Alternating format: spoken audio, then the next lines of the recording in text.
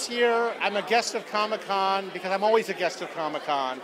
I've been to every one of these, and now they just hand me a badge every year and point me at different rooms to say, do panels in them.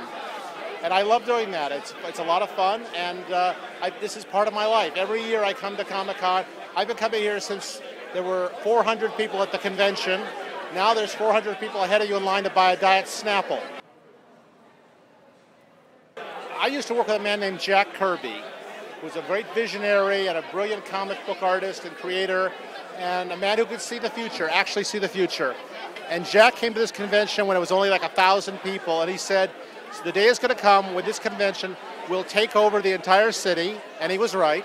And he said the following, he said, this will be where Hollywood goes to sell the movies they made last year and to figure out what they're going to make next year.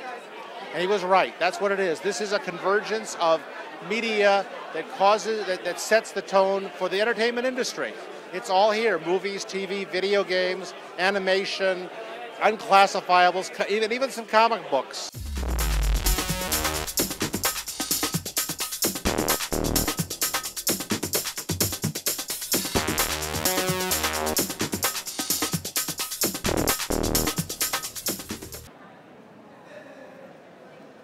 You know, when you have a show in its first season, alphas, you want to see kind of what the feedback is even after 2 episodes. So that's kind of interesting. And, you know, I don't really see much of the con itself because there's a billion people here. And I like 1 million people I can deal with, but 1 billion, I just kind of break out in hives. I have one right here if you want to see it. I felt this warmth in my groin, this kind of like heat that just kind of started here and went all the way up into my throat, and I thought it was going to close up, but I took an antihistamine and I was fine.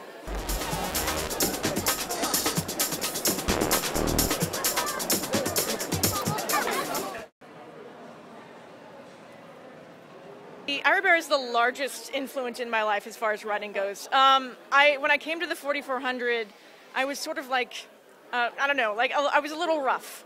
There was clearly something there that was like a sign that I might have some talent, but I was rough around the edges. And what Ira did is Ira turned me into a professional writer. Before I was just sort of like a hobby kind of writer, and like I was getting a lot of attention for doing a little things that were off kilter, but I wasn't like a serious writer. And I got to write a couple scripts with Ira, and we sat down together and wrote them together, and it was the best learning experience I've ever had in my life. It was amazing, and I love him for it. There's an appearance of self-promotion, but it's also promotion of your product, and part of the product is you. And you have to put yourself out there, and if you don't put yourself out there, then you're not exposing them to your product. And I want people to know about Eureka. I want people to know how awesome it is to work on Eureka. I want everyone to know that we're a family, and we think they're a part of our family. And you have to sort of embrace the fans and let them know how much you care about them, and that, frankly, your show wouldn't be on if it wasn't for them.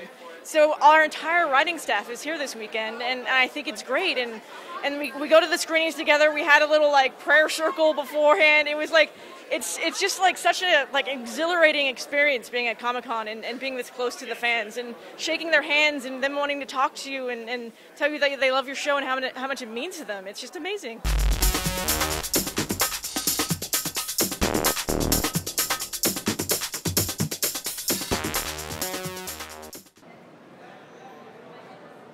The idea was great. I love the original and some of the character stuff that was there and that could be played with. And it reminded me a little bit of Buffy in that it was this sort of suburban nightmare, you know, with relatable teen characters. So I had a really good time with it.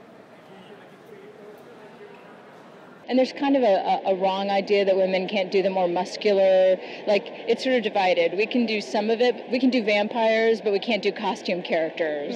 Or, we can do, the more emo stuff, but not the more, aggressive, set-piece dominated, And I think I'd like to challenge that as well as a lot of other female writers. There's no reason why we can't be in that space. I'd like to say it's just about being good at your craft, but I think that that's probably not the whole truth.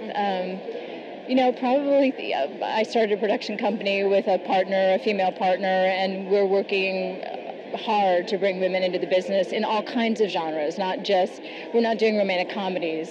We named our company Grady Twins after the twins from The Shining to say very clearly we're about genre product. And a lot of the stuff we're doing is very much in a typically male-dominated arena.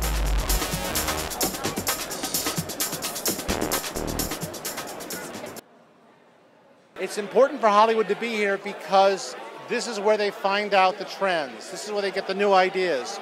Kirby used to say, the next big, this is back in the 70s, he'd say, the next big trend, whatever it is, next big hit, will be invented by two guys in a basement somewhere, two kids. And then the Teenage Mutant Ninja Turtles came along. And the next big trend is somewhere in that hall. Somebody in that hall has the idea that's going to be the next Teenage Mutant Ninja Turtles. We're here for our new Nickelodeon show, Supah Ninjas. It's a live action comedy about these three high school students who become ninjas and they fight crime. It's sort of a unique thing about the show is that it's actually a very diverse show. Not that that's why we created it by any means, but it's one of the few ninja shows where the ninjas are actually Asian as opposed to turtles. Or, really, or turtles. Or evil. Or evil. It's just like the heroic side, which kind of goes to its historical roots. Ninjas were originally kind of peasant farmers, fighting against shoguns and warlords, rampaging through Japan. Their weapons were all kind of modified farm implements. So we really wanted to tap into that heroic quality, and find that blend, Americanize it, to a certain degree. They're really folk heroes. They're folk heroes, and I feel like our superheroes are folk heroes. Yeah, exactly.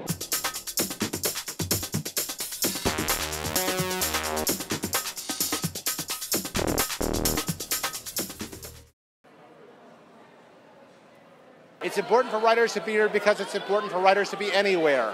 We outrank everyone at the convention except cute women in Princess Leia costumes. It's important for writers to remind people that there are writers, that the actors don't make up the words themselves, and that the directors don't have this vision and all of a sudden it appears on the screen. It's important for writers to remind people of the underpinnings of this business, which is the written word, and somebody having an idea and a concept, and somebody inventing a character. And if you don't have writers into the mix, you have something very plastic and very surface. It's very easy for this stuff to become just noise.